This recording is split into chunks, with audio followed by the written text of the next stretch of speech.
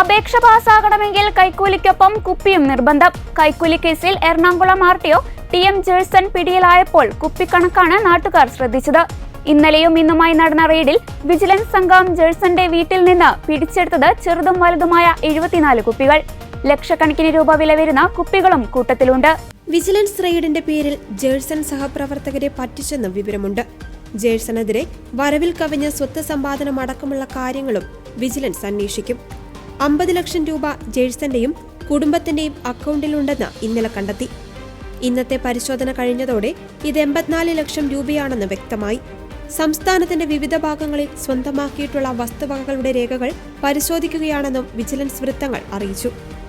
അപേക്ഷകൾ തീർപ്പാക്കണമെങ്കിൽ കൈക്കൂലി നിർബന്ധമാണ് എന്നതിനൊപ്പം ഒരു കുപ്പിയും കൂടി വേണമെന്നതാണ് ജേഴ്സന്റെ ശീലമെന്നാണ് ആർടിഒ ഓഫീസ് ഉദ്യോഗസ്ഥർ പറയുന്നത്. ഇത്തരത്തിൽ സമ്പാദിച്ച കുപ്പികളും വിജിലൻസ് സംഘം വീട്ടിൽ കണ്ടെത്തിയവയിൽ ഉൾപ്പെടും.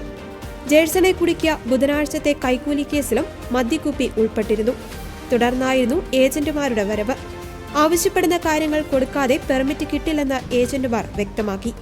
തുടർന്നാണ് ജേഴ്സന്റെ ഏജന്റുമാരായ രാമപ്പടിയാർ, സജി എന്നിവർ ചെല്ലാനം സ്വദേശിയിൽ നിന്ന് കൈക്കൂലിയുടെ ആദ്യ ഗഡുവായ 5000 രൂപയും കുപ്പിയും വാങ്ങിയത്. വിജിലൻസിനെ അറിയിച്ച ശേഷമാണ് ചെല്ലാനം സ്വദേശി കൈക്കൂലി നൽകിയത് എന്നതിനാൽ ഉടനെ ഇവർ അറസ്റ്റിലായി. ജേഴ്സന്റെ നിർദ്ദേശപ്രകാരമാണ് കൈക്കൂലിയെന്ന് ഇവർ മൊഴി നൽകിയതോടെ ആർടിഒയെയും കസ്റ്റഡിയിലെടുത്തു. ജേഴ്സന്റെയും കൂട്ടാളികളെയും ഇന്ന് വിജിലൻസ് കോടതിയിൽ ഹാജരാക്കും.